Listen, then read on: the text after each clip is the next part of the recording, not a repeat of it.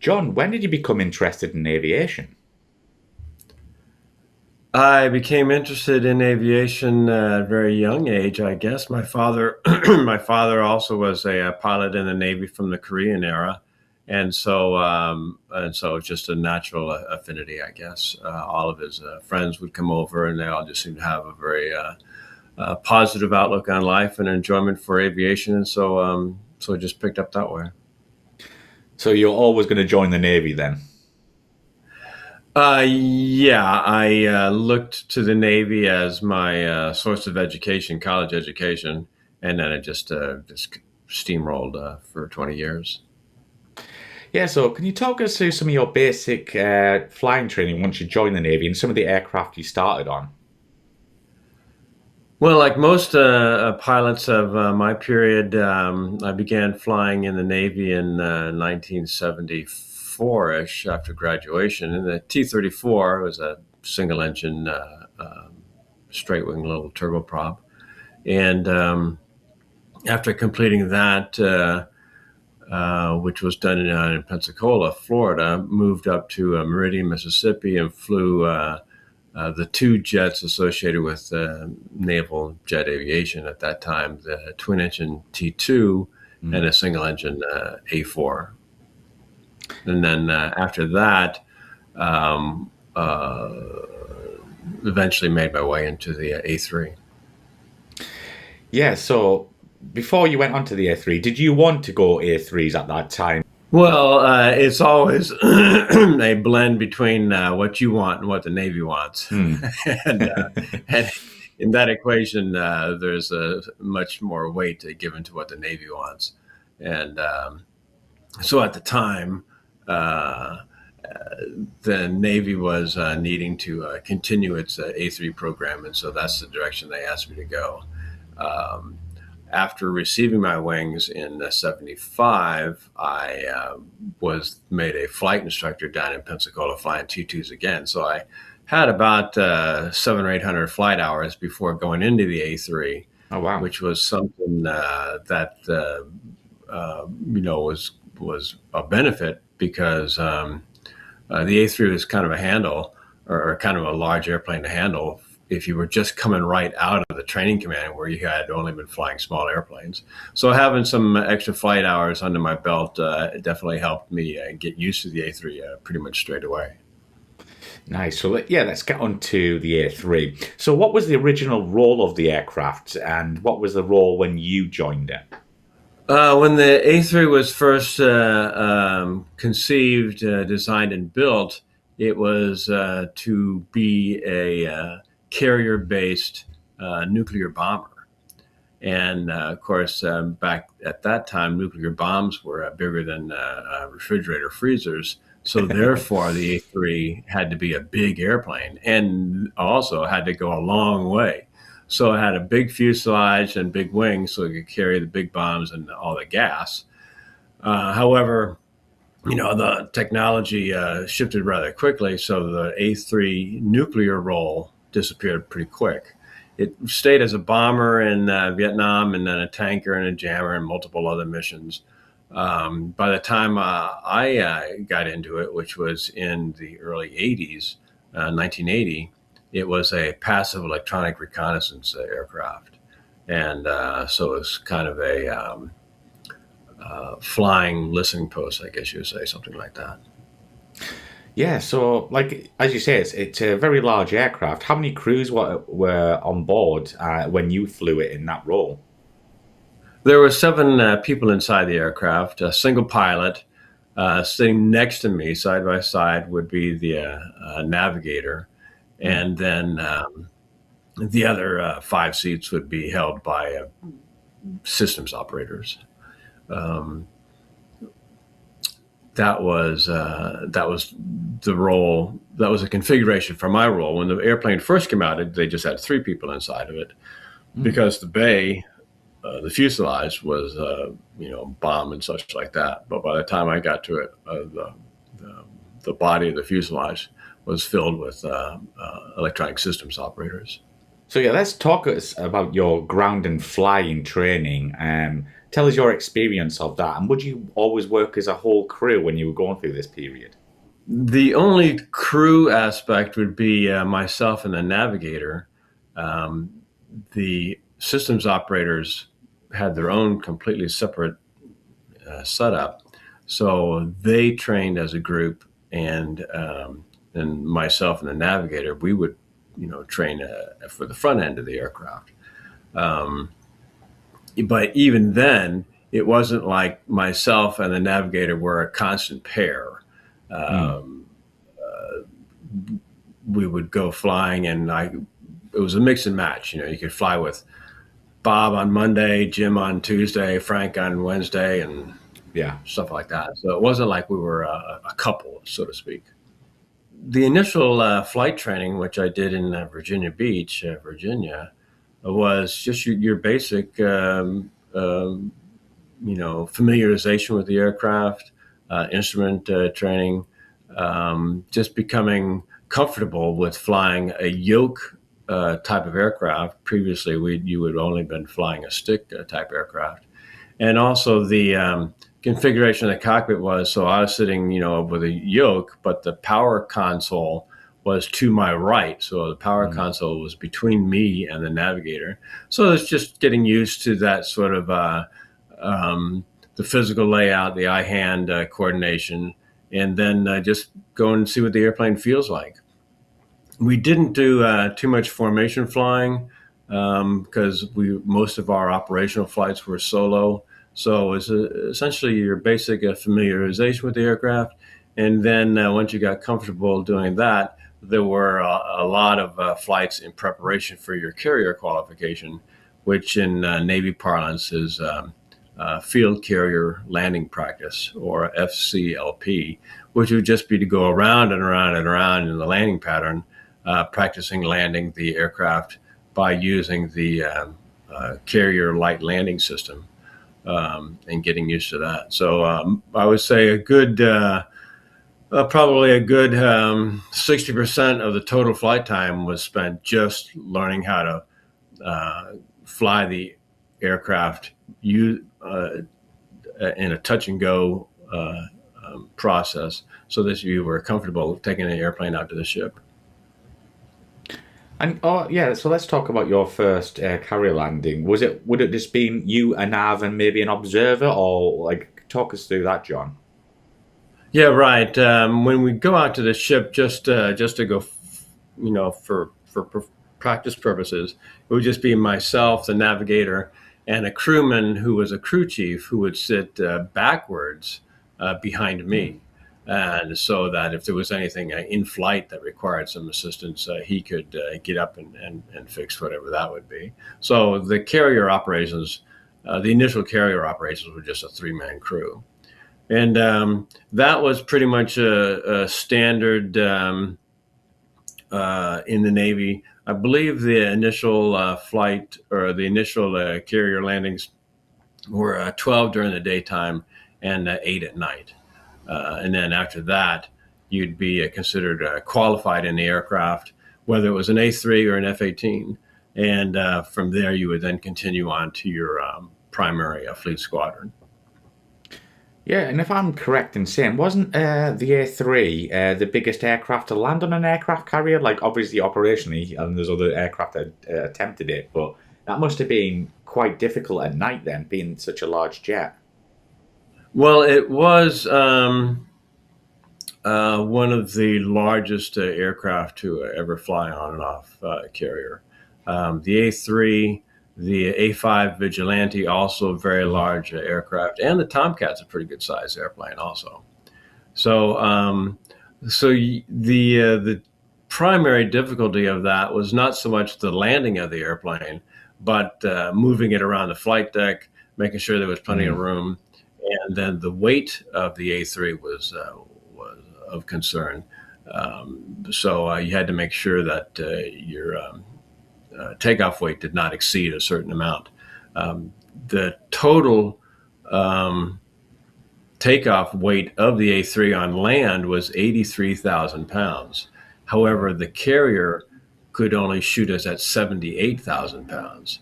So which meant that sometimes we would take off at 78,000 pounds, and we could immediately go up to a tanker, take 5,000 more pounds of gas, and extend our range or endurance by another hour. Yeah, that's incredible. So, in your opinion, what are the strengths and weaknesses of the A3? The strengths of the A3 were it was a very high speed aircraft. We could cruise along at the same speed as present day airliners.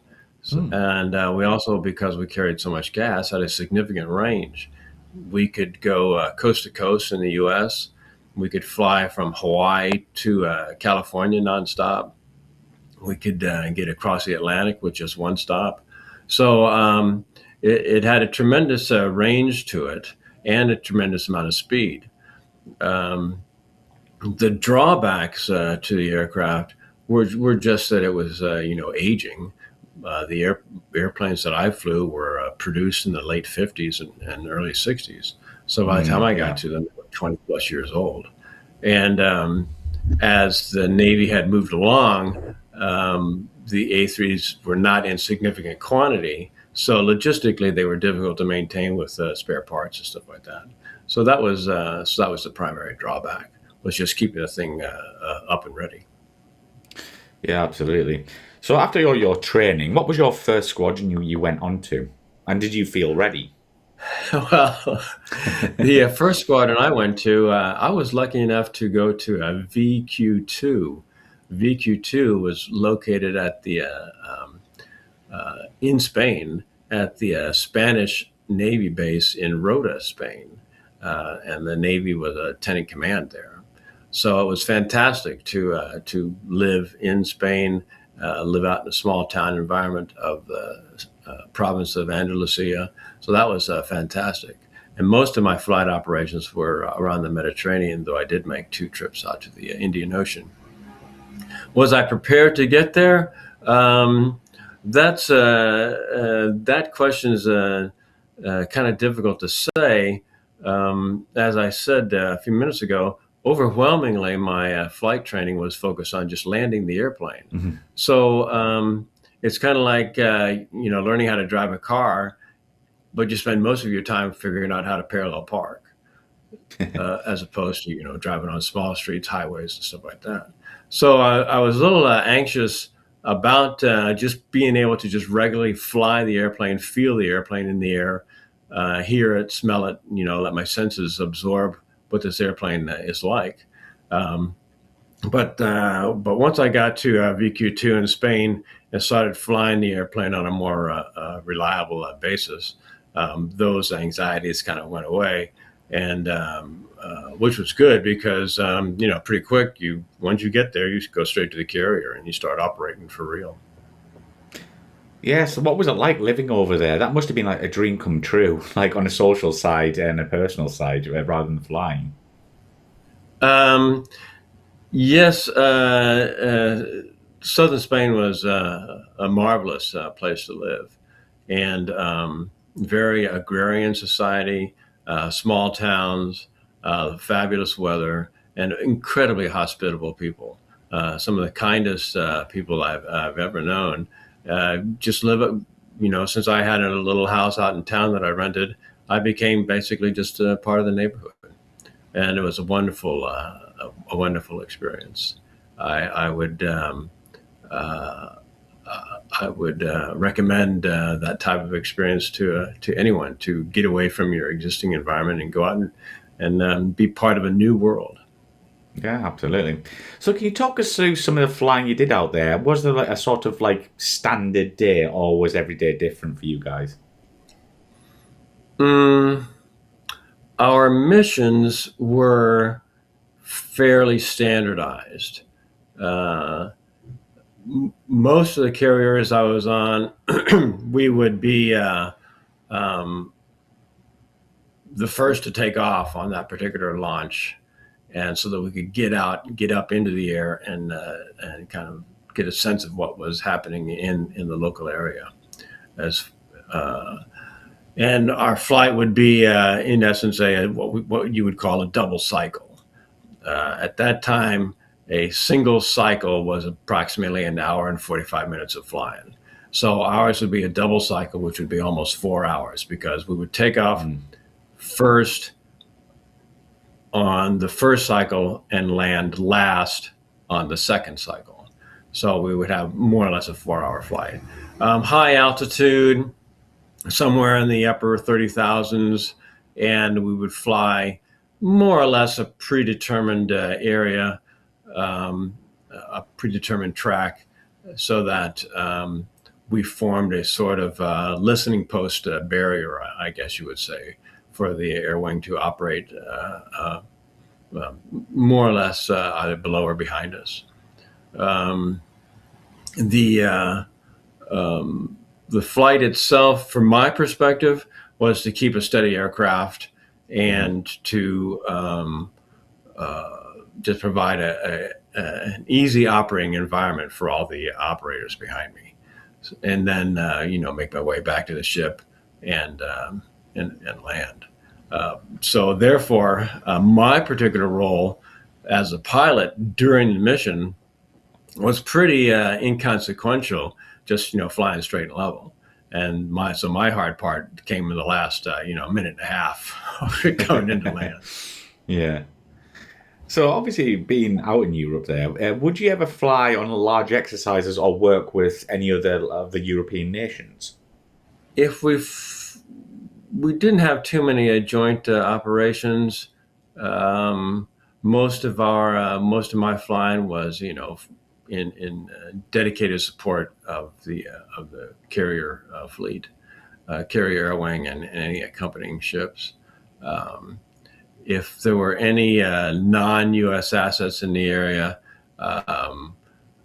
they would be receiving information, further down the stream. We would provide some immediate raw data, or maybe not raw data, but synthesized data into a common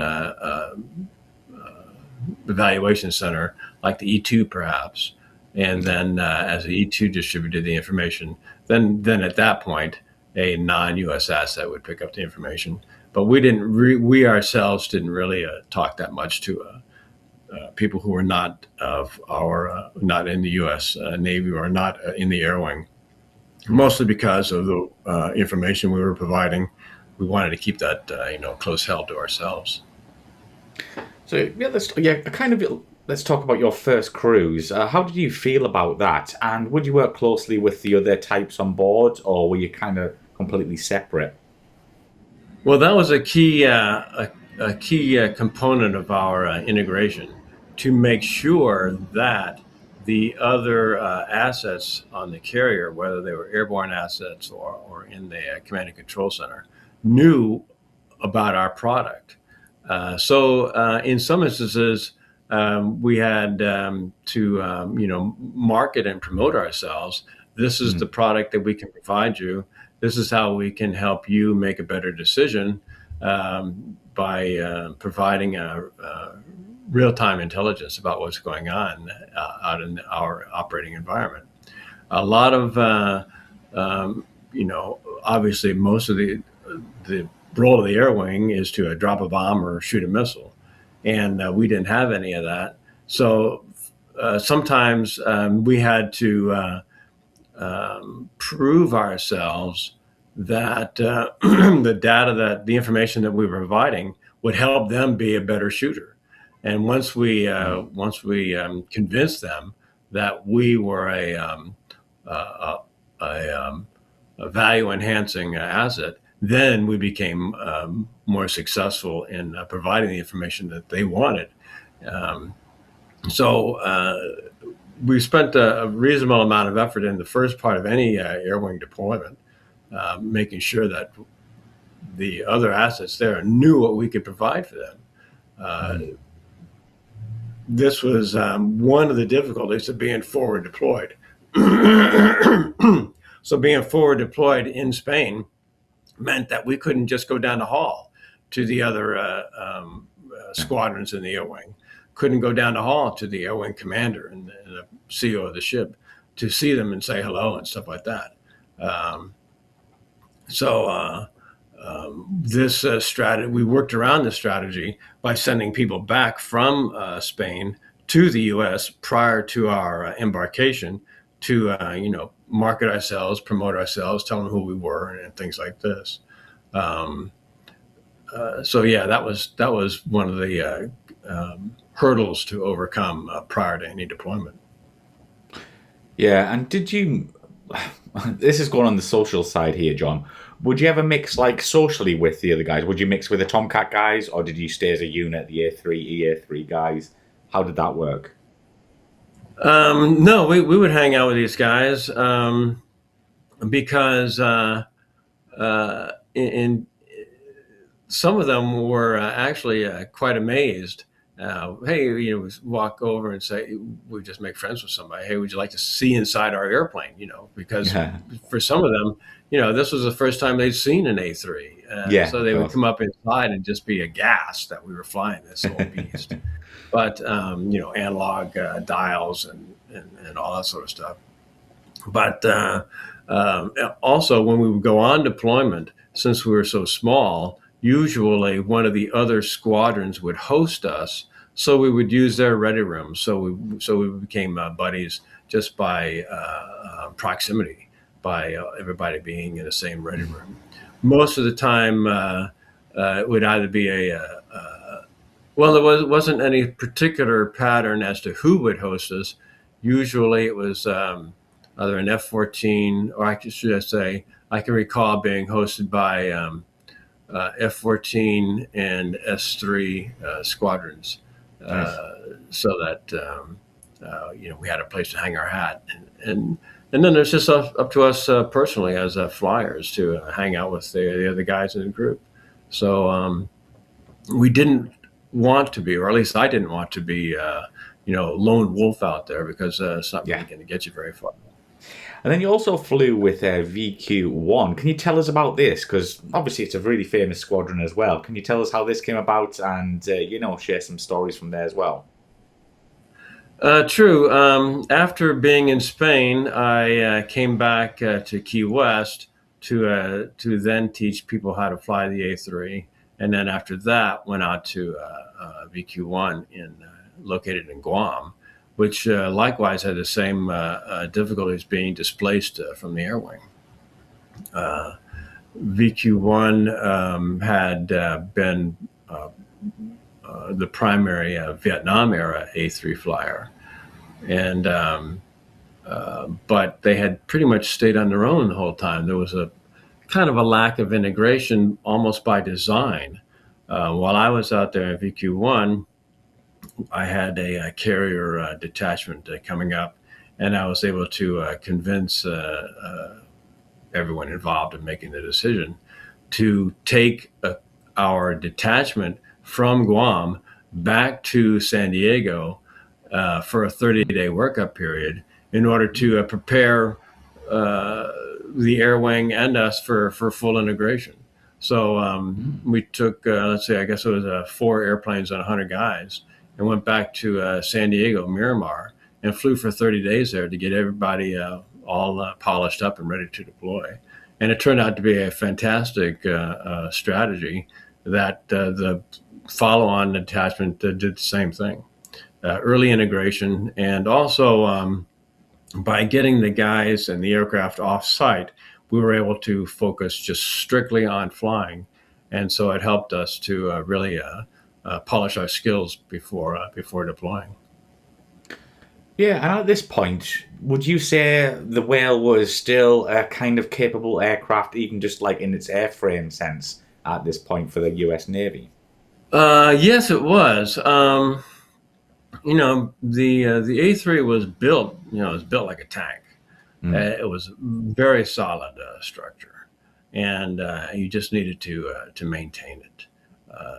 It's just like driving a big old classic car, a big old classic Cadillac or something like that. As long as you put the effort into maintaining it, it was a steady performer. So it wasn't, but you had to stay focused on it. You couldn't just let it kind of sit in the driveway and then go out there and get in it Hmm. only on Saturdays. You had to work on it, stay on it all the time. And if you did, I mean, we flew the detachment I was on in out of VQ1 there. We flew twice a day, every day for the entire deployment, Wow. because that was our focus, and we kept it going. And even going back to Spain, my very first deployment there of consequence, we flew two A3s from Spain across the Atlantic, across the U.S., across the Pacific, all the way to the Indian Ocean, and met our carrier there without any delays or hesitation. So if you stayed on top of the airplane and had a very focused and dedicated maintenance crew, the airplane was ready to go when you were ready to go. Yeah, so I'm guessing you felt comfortable if you had to be going into, dropping into live ops anywhere around the world. Oh yeah, no, I didn't have any difficulties getting in the airplane anytime, day or night. Now that was my mentality. That mentality wasn't completely shared by other people, Hmm. but I had a very strong desire to fly, and I thoroughly enjoyed every opportunity to get in the airplane. Like I said, day or night, sunny or not so sunny. Um, uh, if you sign up for the Navy to be a flyer, that has to be your mentality, that you're Hmm. ready to go anytime, anywhere.